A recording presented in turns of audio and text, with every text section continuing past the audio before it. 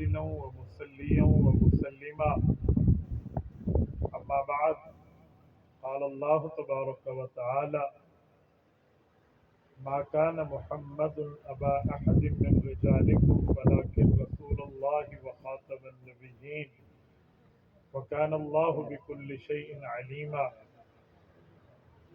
عن أبي هريرة رضي الله تعالى عنه قال قال رسول الله صلى الله عليه وسلم أنا آخر الأنبياء وأنتم آخر الأمم. رواه الإمام الهمام الأحمد في مسنده. صدق الله العظيم وبلغنا رسوله النبي الأمي الكريم ونحن على ذلك لمن الشاهدين والشاكرين والحمد لله رب العالمين. معزز دوستو، آج 15 ستمبر 2023 بروز جمعۃ المبارک ہے اور آپ کے یہاں کوٹ کیسرانی ضلع تونس شریف میں تحفظ ختم نبوت کانفرنس سے آپ حضرات سے مخاطب ہوں. میرے دوستو، حضور پاک صلی اللہ علیہ وسلم کی ختم نبوت کا اسلام میں یہ مقام اور مرتبہ ہے جیسے انسان کے جسم میں دل ہے. جسم کا کوئی عضو کٹ جائے تو انسان معذور ہو جاتا ہے لیکن زندہ رہتا ہے، اور اللہ نہ کرے اگر دل کٹ جائے تو انسان کی زندگی خطرے میں پڑ جاتی ہے. عقیدہ ختم نبوت رسالت مآب علیہ الصلوۃ والسلام کے متعلق عقائد میں وہ عقیدہ ہے کہ اگر اس عقیدے کا انکار کر دیا جائے تو بندے کے اسلام کی عمارت دھڑام سے گر جاتی ہے. عقیدہ ختم نبوت کے اوپر آج ماشاءاللہ ابھی حضرت مولانا اللہ وسایہ دامت برکاتہ آپ کو پاکستان کے چاروں صوبوں کے چاروں ہیڈ کوارٹرز کی کانفرنسز کے بارے میں بات ارشاد فرما رہے تھے. میں اسی بات کو آگے بڑھاتے ہوئے آپ کی خدمت میں ایک بات کرنے لگا ہوں کہ ہم لوگ جلسہ برائے جلسہ کرنے کے قائل نہیں ہیں بلکہ جلسہ برائے مقصد کے قائل ہیں. آپ اتنی دور دراز سے اتنا جمع غفیر کی شکل میں بیٹھے ہیں، ان تمام حضرات نے سفر کر کے آپ کی خدمت میں پہنچا ہے، تو مجھے بتائیں اگر ہم صرف بیان سنیں، وہ کہتے ہیں نا خوردن نشستن برخاستن، کھانا پینا آنا اور اٹھ جانا، اگر یہ ہو تو پھر مقصد نہ ہوا. مقصد یہ ہے یہاں سے اٹھنے کے بعد ہر وہ آدمی جو یہاں پہلے آیا تھا اب ختم نبوت کی پالیسی کا ذہن لے کر اٹھے. ہر وہ بندہ جو اس جلسے میں شریک کار تھا وہ نبی پاک صلی اللہ علیہ وسلم کی ختم نبوت کا پھریلا لہرانے کی نیت سے اٹھے اور وہ دلائل کی دنیا میں خود کو دلیل کا بادشاہ سمجھ کے اٹھے تاکہ وہ جب گھر جائے اس سے گھر والے پوچھیں، وہ دکان پہ جائے اس کے تاجر بھائی پوچھیں، وہ اسکول یا مدرسے میں جائے اس کے کولیگز پوچھیں، وہ کسی اور فیلڈ میں جائے تو اس کے ساتھی پوچھیں کہ بتاؤ تم کہاں گئے تھے، تو وہ یہ بتا پائے کہ میں نبی پاک صلی اللہ علیہ وسلم کی ختم نبوت کا جلسہ سننے گیا تھا، میں نے ختم نبوت پہ یہ دلیل سنی، ختم نبوت پہ یہ دلیل سنی، ختم نبوت پہ یہ دلیل سنی.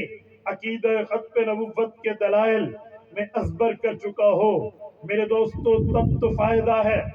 اگر یہ بات نہیں ہے اور ایسے ہی بندہ بات کر کے اٹھ جائے تو پھر کوئی فائدہ نہیں ہوگا. میں جس شخصیت کے شہر اور علاقے میں بیٹھا ہوں، دنیا آج بھی دلائل کی دنیا میں اس کے مانے ہوئے لوہے کو مانتی ہے. شیخ العرب والعجم سیدی و مرشدی، میں نے بچپن میں پہلی بیعت انہی کے ہاتھ پہ کی تھی. حضرت مولانا عبدالستار توسوی نور اللہ مرکزہ، آج آپ توسہ شریف کے ایریا میں بیٹھ کر ایک بات یہاں طے کر لیں، جیسے دلیل کی دنیا میں توسوی کا نام حرف آخر ہے، ایسے ہی عقیدہ ختم نبوت کے دلائل یاد کرنے میں ہمارے نوجوان بھی ایسے بن جائیں۔ ہم یہاں سے اٹھیں تو ہم یہ بات کہہ پائیں کہ عقیدہ ختم نبوت کی دلیل کیا ہے، عقیدہ ختم نبوت کے ثبوت کیا ہیں۔ یاد رکھیں یہ مسئلہ صرف علماء کی حد تک نہیں ہے، یہ صرف عالمی مجلس تحفظ ختم نبوت کا نہیں ہے، یہ صرف جمعیت علماء اسلام کا نہیں ہے، یہ ہر مسلمان کا ہے، ہر کلمہ گو کا ہے، اور حضور پاک صلی اللہ علیہ وسلم کے ہر محب امتی کا ہے۔ وہ اس بات کو اپنے ذہن میں ازبر بٹھا لے، میں نبوت کی ختم نبوت کا محافظ بن کے زندگی گزاروں۔ ارادہ کرتے ہیں یا نہیں کرتے؟ جتنے دوست بیٹھے ہیں میں مجمع سے آپ کے ہاتھ کھڑے کروا رہا ہوں، ہاتھ کھڑے کر کے تائید کیجئے، ختم نبوت کا کام کرو گے، ختم نبوت کے پیغام کو پہنچاؤ گے، ختم نبوت کے پیغام کے لیے تن من دھن کی قربانی دینی پڑی دو گے، اپنے میدانوں میں عقیدہ ختم نبوت کے لیے بات کرنی پڑی کرو گے۔ اللہ آپ کو جزائے خیر عطا فرمائے۔ آؤ میں آپ کی خدمت میں جس آیت کو پڑھ رہا تھا اس آیت کی تفسیر و تشریح آپ کی خدمت میں پیش کرنے لگا ہوں۔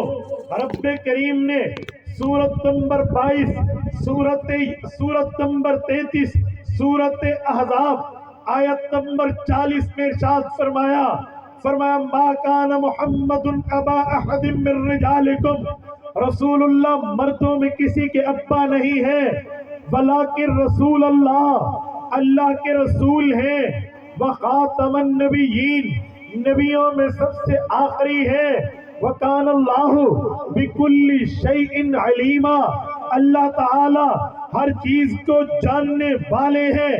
توسہ کے غیوروں میں آپ کی غیرت پر دستک دیتے ہوئے اس آیت کی تشریح پیش کرنے لگا ہوں۔ میرا سوال ہے، اللہ تعالیٰ نے آیت میں پہلا لفظ اتارا ہے ما کان محمد ابا احد من رجالکم، حضور پاک مردوں میں کسی کے ابا نہیں ہے۔ یہ آیت کب اتری تھی؟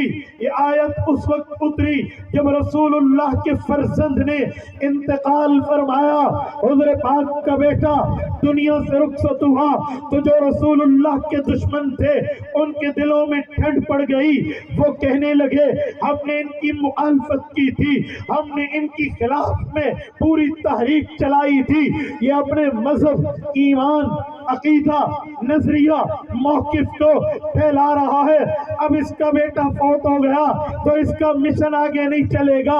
یہ اس وقت آیت اتری، رب نے فرمایا ما کان محمد ابا احد من رجالکم، حضور پاک مردوں میں کسی کے ابا نہیں ہے۔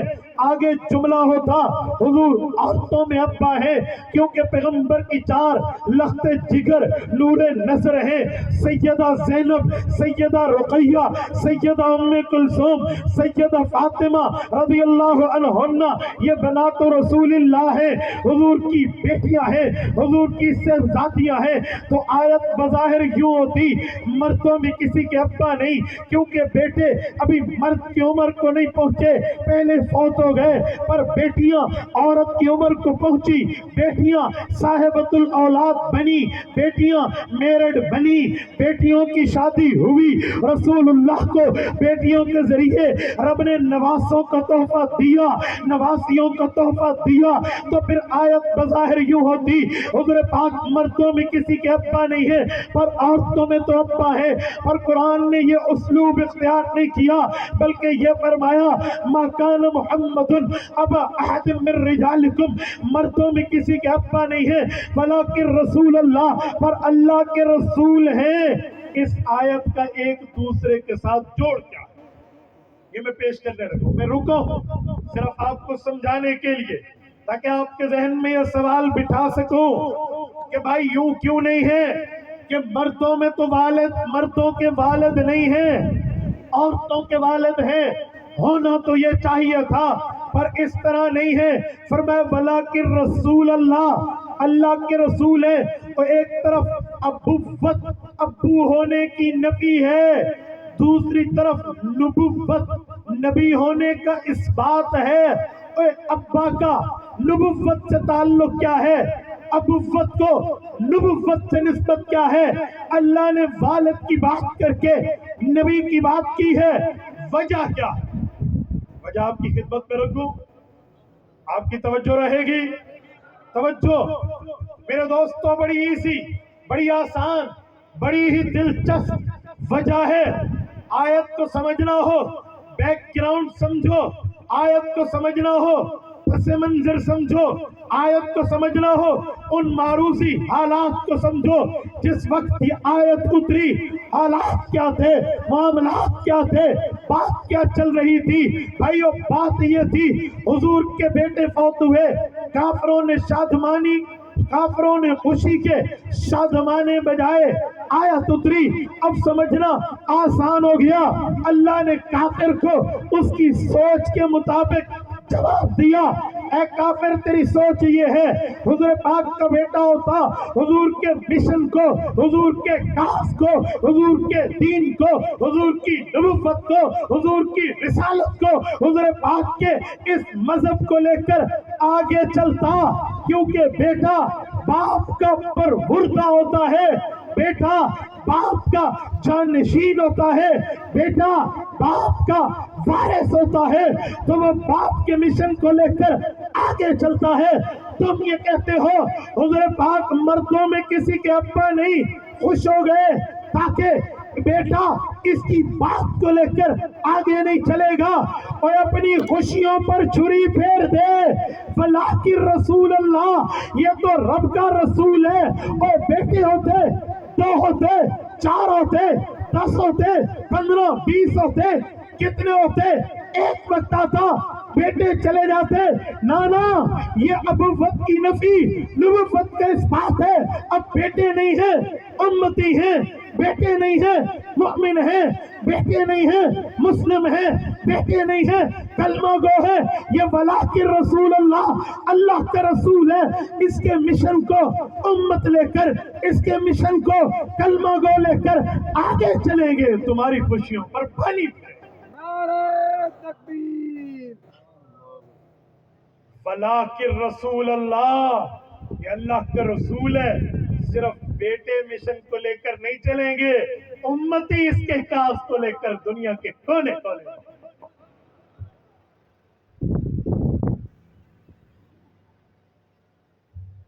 میرے دوستو توجہ رکھنا، ولیکن رسول اللہ، یہ اللہ کے رسول ہیں. یہ نہ سمجھنا کہ بیٹے نہیں تو مشن کیسے آگے جائے گا، اولاد نرینہ نہیں تو ان کا کاز آگے کیسے پھیلے گا. جی نہیں، یہ تو اللہ کا رسول ہے. رسول جو ہے وہ امت کا بمنزلہ والد ہے اور امت بمنزلہ بیٹے کے ہے. تبھی فرمایا انا لکم بمنزلۃ الوالد. امت نبیوں کا نبی امت کا والد ہوتا ہے. تو پتہ چلا حضور پاک دین میں اصل ہے، کلمہ گو دین میں نسل ہے. اگر جسمانی نسل نہیں، اسلامی نسل ہے. جسمانی نسل نہیں، روحانی نسل ہے. جسمانی نسل نہیں، کلمہ گو نسل ہے. جسمانی نسل نہیں تو پھر امتی نسل ہے. اس کے مشن کو لے کر قیامت تک چلیں گے. اب توجہ رکھنا، توجہ بیٹا، جزاکم اللہ. سوال اٹھتا ہے، میں بھائی کے نعرے کی قدر کرتا ہوں، میں نے نعرہ جان بوجھ کے چھڑوایا. میں آپ کے مذہب کا خطیب نہیں ہوں، میں نعرہ چاہوں، میں آپ کے مذہب کا وکیل ہوں. وکیل سناٹا چاہتے ہیں، وہ کہتے ہیں دلائل. اس لیے آپ ذہن میں رکھیں بات اور ذہن میں بٹھا کر جائیں. ہو سکتا ہے نعرے میں بات اڑ جائے، آپ اس کو سبق سمجھ کر سنیے تاکہ ہم آگے بتا سکیں. آپ پوچھیں گے مولانا ایک مسئلہ حل ہو گیا، لیکن جو اگلا جملہ وخاتم النبیین، اس آیت کا پچھلی آیت کے جملوں سے کیا ربط ہے، کیا تعلق ہے، کیا ریفرنس ٹو دا کنٹیکسٹ، سیاق اور سباق کا آپس میں جوڑ کیا ہے. ہاں یہ بھی کافر کی ایک ذہن میں اٹھنے والے سوال کا جواب ہے. اسے علماء نحات نحویوں کی زبان میں کہتے ہیں دفع دخل مقدر. کیا معنی؟ چلتے ہوئے درمیان کلام میں اعتراض پیدا ہو، سوال نقل کیے بغیر جواب دو، دفع دخل مقدر، چھپے اعتراض کا جواب، ہڈن کوسچن کا آنسر، اس بنیاد پہ جواب دے رہا ہوں۔ ولیکن رسول اللہ، یہ اللہ کے رسول ہیں۔ جب یہ آیت گویا آئے اور کافر سمجھے کہ رسول ہیں، ہو سکتا ہے مکہ کا مشرک یہودی کے پاس جائے، پوچھے رسول کب تک رہتا ہے، وہ بتائے یہودی ہمارے نبی حضرت موسیٰ تھے، وہ چلے گئے، حضرت یوشع بن نون آئے، وہ چلے گئے، اور نبی آئے، چلتے چلتے نبوت پھر چلتی رہتی ہے۔ پھر یہ عیسائیوں کے پاس جائیں، انجیل والے کہہ دیں حضرت عیسیٰ تھے، وہ چلے گئے، تو مشرک کہے گا، حضور کا دشمن کہے گا، حضور کا مخالف اعتراض کرے گا، اچھا ٹھیک ہے، مردوں میں کسی کے ابا نہیں، رسول ہیں، ان کی رسالت کی بات مان کے امت آگے چلے گی، لیکن کب تک؟ رسول کے بعد تو نیا رسول آتا ہے، رسول کے بعد تو نیا پیغمبر آتا ہے، نبی کے بعد تو دوسرا نبی آتا ہے، پچھلی شریعت منسوخ، پچھلی حکم منسوخ، ایک وقت آئے گا حضور پاک کے بعد بھی اگر اور رسول آ گیا، حضور کی رسالت منسوخ، کافر کہے گا کسی موقع پہ جا کے تو ہمارے دل ٹھنڈے ہوں گے کہ حضور کا مشن آگے نہیں چل رہا، نیا رسول آیا۔ رب نے کافر کے اس ذہنیت پہ تردید کرتے ہوئے فرمایا جی نہیں، وخاتم النبیین، یہ آخری نبی ہے، قیامت تو آئے گی، نیا نبی نہیں آئے گا، قیامت تو آئے گی، نئی شریعت نہیں آئے گی، قیامت تو آئے گی، نیا دین نہیں آئے گا، قیامت تو آئے گی، نیا مذہب نہیں آئے گا، قیامت تک محمد الرسول اللہ کے ختم نبوت کے ڈنکے بجتے رہے۔ وخاتم النبیین، قیامت تک ان کی نبوت اور رسالت موجود ہے، قیامت تک ان کا دین موجود ہے، قیامت تک ان کی شریعت موجود ہے۔ اس کے بعد نہ نیا نبی ہے نہ نئی شریعت۔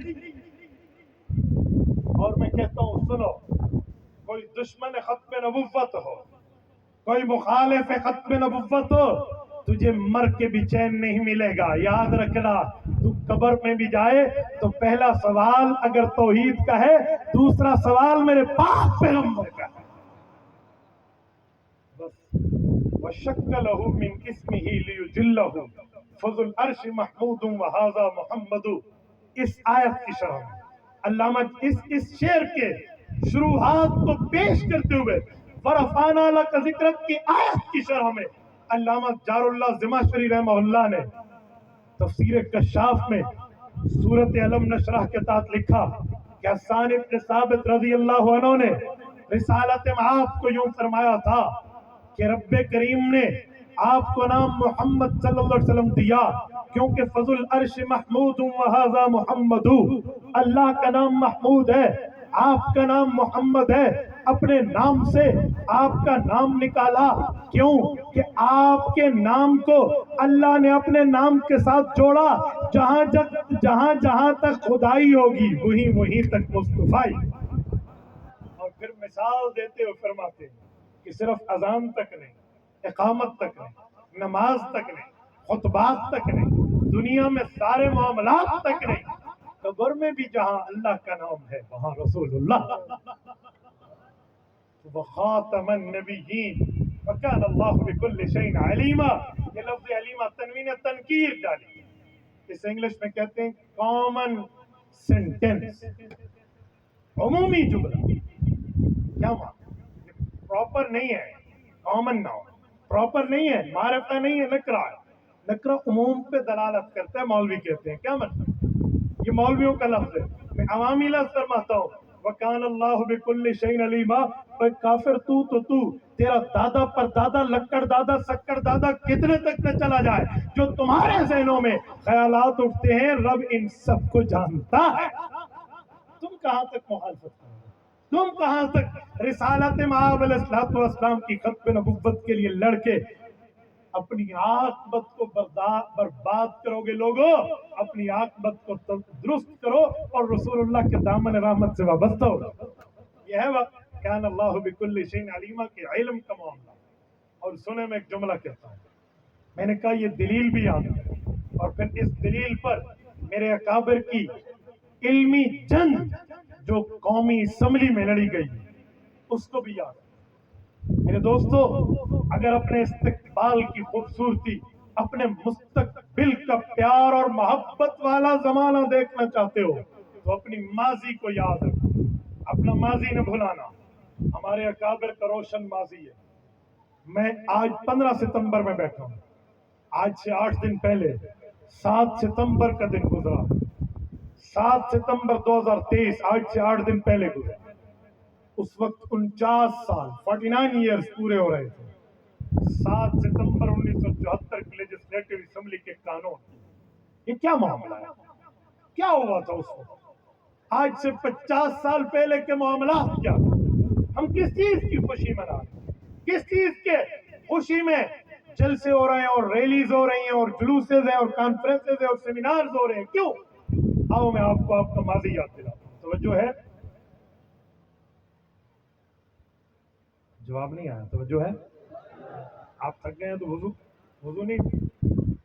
چلو وہ جملہ چھوڑیں، دعا کر لو.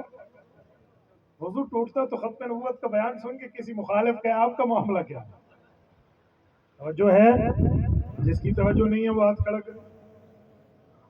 میں کہوں گا نا ہاتھ کھڑا کرو تو ایک روٹین بنی ہوئی ہے نا. اب دیکھتے ہیں کون ہاتھ کھڑا کرے. اب جس کی توجہ ہے وہ ہاتھ کھڑا کرے. جزاک. اب توجہ رکھ. 22 مئی 1974 نشتر میڈیکل کالج ملتان کے اسٹوڈنٹس کہتے ہیں اب تو 3 ماہ کی چھٹیاں ہو رہی ہیں، کیوں نہ شمالی علاقہ جات کا وزٹ کیا جائے تاکہ ہم وہاں جائیں. ناران کاغان کالام مالم جبا سوات بابو سر توپ اس ایریاز کو دیکھیں. 1 ہفتہ کے لیے چلے گئے. جب وہ واپس آ رہے تھے قادیانیوں نے جناب نگر موجودہ پرانا روا اسٹیشن پہ غیر قانونی طریقے سے گاڑی رکوائی. وہاں پر اسٹیشن نہیں تھا ریل گاڑی کا، رکوائی کیونکہ اسٹیشن کمانڈر، اس ریلوے کا اسٹیشن کمانڈر وہ مرزائی تھا. رکوا دی گئی. کیوں؟ ڈنڈوں اور سوٹوں سے لیس مرزائی گنڈے، خدام احمدیہ کے ارکان، یہ جو مرزائیوں کی دہشت گرد تنظیم ہے، ان کے ارکان نے ایک بات کا بدلہ لینا تھا. اور بھائی بدلہ کیا ہے؟ کہا یہی گاڑی پہ اسٹوڈنٹ جا رہے تھے، چاہتے ہوئے ہم نے انہیں مرزا قادیانی کے جھوٹے نبی ہونے کی بات پیش کی تھی تو انہوں نے کہا تھا نہ ہم تو اسے جھوٹا مانتے ہیں، ہم تو حضور پاک کو خاتم النبیین مانتے ہیں. تو قادیانی اتنے دن دنا کے پھرتے تھے کہ مرزا کے خلاف ایک لفظ برداشت نہیں کرتے. تو انہوں نے ان طالب علموں کو مارا، اسٹوڈنٹس کو مارا، لو لوہان کیا، ان بیچاروں پہ تشدد کیا. اور پھر یہ بات صرف اسٹوڈنٹس تک نہیں رہی، نشتر میڈیکل کالج ملتان تک نہیں رہی، پھر یہ آگ کی چنگاری پورے ملک میں پھیلی. شرق تا غرب، شمال تا جنوب، کراچی کے سمندر کے ساحلوں سے لے کر چترال کی فلک بوس چوٹیوں تک تمام عاشقان رسول کے جذبات بڑک اٹھے. اس وقت یہ بات چلی کہ اس وقت مجلس عمل تحفظ ختم نبوت بنائی جائے. تمام علماء کرام اکٹھے ہوئے، بریلوی، دیوبندی، اہل حدیث سب اکٹھے ہوئے. ایک قیادت باہر روڈوں پر قیادت کر رہی تھی، ایک قیادت قومی اسمبلی کے اندر اس مسئلے کو اٹھا رہی تھی. روڈوں پر قیادت سید زادہ محدث جلیل علامہ سید یوسف بن نوری رحمہ اللہ کی قیادت میں پوری امت کے تمام مسالک یک زبان ہو کے کہہ رہے تھے فرما گئے یہ ہادی لا نبی بادی. اور پھر قومی اسمبلی کے اندر مولانا شاہ احمد نورانی، پروفیسر غفور احمد، یہ سارے پورے کے پورے MNAs، مولانا غلام غوث حضرت رحمہ اللہ، اسی طرح باقی جملہ حضرات، قائد ملت اسلامیہ، مفکر اسلام مولانا مفتی محمود رحمہ اللہ کی قیادت میں قومی اسمبلی میں یہ تحریک چلائے ہوئے تھے. 2 माह तहरीक चली और फिर वो दिन आया जिसकी खुशी हम 7 सितंबर को मना। उन 2 माह में क्या हुआ, मैं चंद झलकियां देता हूं। जब कादियानी मुल्क में दनदनाते फिर रहे हो, उस वक्त असम्बली में उनके लिए बात करना बहुत बड़ी बात है। मुफ्ती महमूद